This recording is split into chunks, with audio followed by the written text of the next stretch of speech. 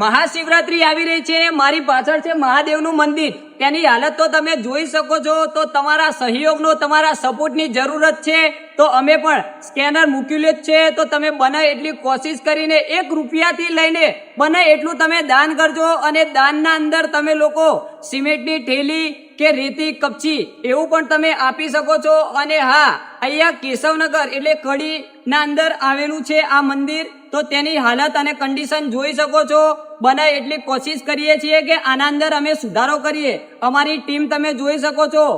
એ કામ શરૂ થઈ જવાનું છે, પણ એના માટે અમારે થોડા તમારા સહયોગની જરૂર છે.